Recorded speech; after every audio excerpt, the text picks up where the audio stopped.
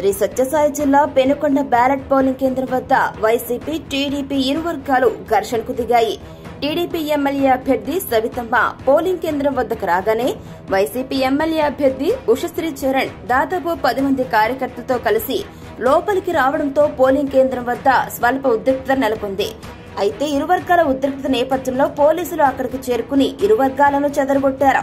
మంత్రి ఉషశ్రీ చరణ్ భర్త చరణ్ రెడ్డి లోపలికి రాకూడదని టీడీపీ వర్గాలకు జారీ చేయడంతో అక్కడే ఉన్న టీడీపీ యొక్క కార్యకర్తలు వైసీపీ కార్యకర్తలు బాహాబాహికి దిగారు. అధికార పార్టీకి కొమ్ము కాస్తున్నారంటూ పోలీసుల మీద టీడీపీ కార్యకర్తలు ఒకానొక దశలో వివాదానికి దిగారు. దీంతో పోలీసులు లాఠీచార్జ్ చేశారు.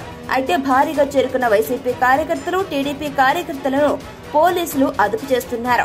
టీడీపీ పార్టీ వారిని పోలింగ్ కేంద్రం వద్దకు పోలీసులు అనుమతించకపోవడంతో ఒక్కసారిగా టీడీపీ కార్యకర్తలు పెద్ద ఎత్తున వచ్చి వైసీపీ కార్యకర్తలపై బాహాబాహికి దిగారు.